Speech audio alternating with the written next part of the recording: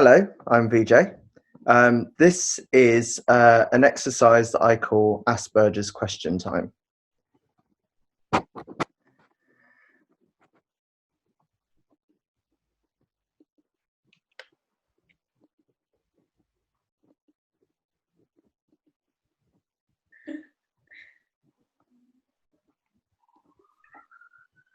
Oh, what you saw there was me turning my Zoom camera on and off. This is because I often don't get rules in social spaces. Like I said, this is a brain exercise, very much for me and for you, where you can ask questions about my experience of Asperger's syndrome, and I'll just answer them. So how this works is if you put your hand up, you can use the raised hand function if it's there, which is on the reactions at the bottom, or you can use the hand that's attached to the arm on your body. So they're always fine with me. And then when that happens, I'll select a question to answer, and then I'll just answer it. And hopefully I can keep this up without having to leave or anything. We have 10 minutes, so I'm going to set a timer.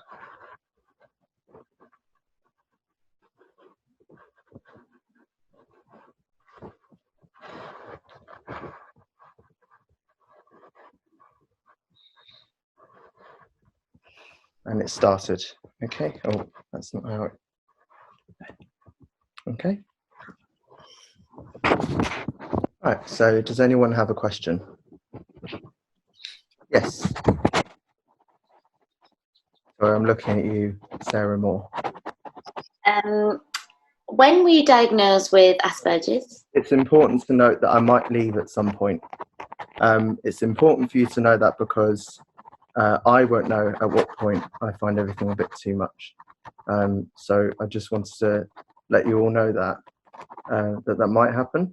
Can I actually have someone demonstrate leaving for me, please? I'll explain how it all works and how to leave, but oh no, is that you, Roxanne, wanting to? Yeah. I'm going to explain to you how I want you to leave from this place here. So if you, in a moment, if you step away from your screen, like maybe if you're sitting on a chair, just push the chair back a bit, and then you go away from us, and then just be invisible to us so we can't see you. That's how I want you to leave. That's literally it.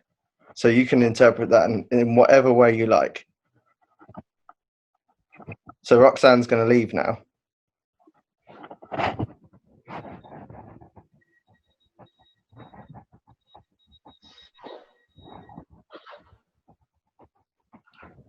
I'll just wait.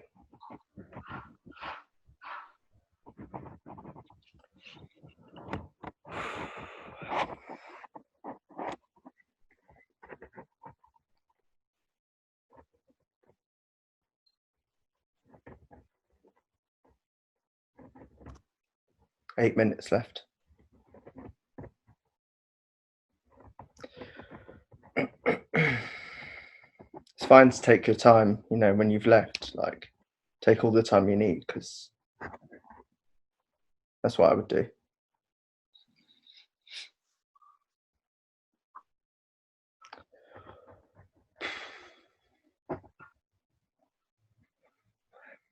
And when you're ready, Roxanne, you can come back. Maybe she needs more time. Ah, there we go. There we go. So what Roxanne just demonstrated to us there, that it's absolutely fine to leave. We didn't miss her. Sorry. We didn't. It's totally fine if you or I need to leave at any point from this, whatever this is, and how exhausting this is. It's fine. So, Sarah, you were in the middle of a question and I interrupted you. Sorry. That's okay. How old were you when you were? Hang on. What I'm really trying to say here is that I might leave, but not in the way that you might expect. So the ways in which I might leave is I might lay down on the floor for a bit. I might go inside my own brain, so I'll just be like here physically, but I just won't be like here. Lights are on, no one's home, kind of thing. I don't ever use that like idiom, kind of whatever you would call that, because I don't get that, because I just think about lights and people not being at home. Like I don't think about that in the way that people meaning that. It took me a very long time to think about that in the way that it was meant. Yeah, I just thought of like people's light bulbs and what they might look like, different people's light bulbs. Okay, anyway. Sarah, you had a question. Yeah. How old were you when you were diagnosed with Asperger's? I was, it's between 1998 and 2001. So I'm going to say I was between 5 years and 11 months and 8 years and 7 months. So somewhere between that. I mean, that's really not what you asked.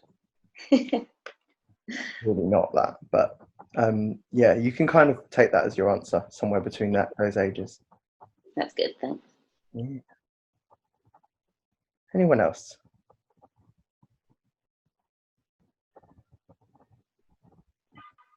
We got 4 minutes 48 seconds. Yes, Teddy.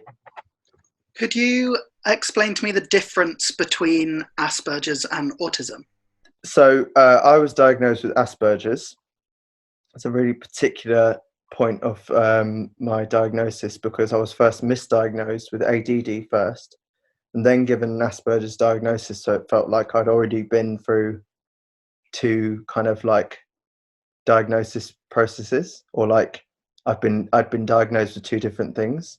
And the way I see that is, they said that when I was diagnosed, they said, oh, he's got kind of intelligence in a specific area, like a one focus area. And that's like the thing. I know that that's also true for autism. I think it's quite difficult to explain the differences, but the best way of maybe communicating it is that like Asperger's being part of the autistic spectrum, so it being a particular experience that is like a diagnosis within that spectrum, but then some people who are diagnosed with autism, that's also got a range of different kind of brain functions in it as well. So I just think about it as in like not a difference between, but actually just part of it, like part of the autistic spectrum, but it's a term in itself. That's probably the best way I can describe it. Bless you. Yes, Katayoun. Yeah, so I was just wondering how, with everything that's been going on with the pandemic, how has that affected you in the past couple of months? Has it affected you any differently? Has it made things like worse or better? Yeah. Well, the one thing is that I've got to do things like this, talking to you guys like this. I don't know right now if that's good or bad. It's just a thing. I get to sit on this really cool armchair. That's 100% a bonus. I spend a lot of time with my housemates. That's a bonus. I catch myself every now and then staring at that wall just there. You can't see where I'm pointing, but actually, like there's a bit of flaked like chipping in the wall. I just catch myself every now and then, just kind of looking at and then realizing that I'm doing it, but then also realizing that's probably fine, like, but it's also not, but it is. Yeah, I don't really know. Like, I actually forgot what you answered. Now I'm thinking about the wood, the chipping in the wall. Did I answer your question, or did I just? Yeah, you definitely did. So I have no idea. Now all I can think about is that. And I'm meant to be thinking about this, and I'm meant to be thinking about you. So I have no idea now where I'm at. Do you want me to repeat my question? Because I'm No, I was satisfied. just hoping that I'd answered it. Yeah, I'm satisfied. Yeah. Sorry if I didn't. No, it's perfect. Anyone else have a question? Yes. Would you have any words of particular encouragement or hope for somebody who is potentially going through a diagnostic assessment later on in their lives? See, the hard thing is, I know that, well, I don't know, but I'm assuming that the diagnosis process has changed a lot since I was diagnosed as a child. Also, the differences between children being diagnosed and adults is like a big thing.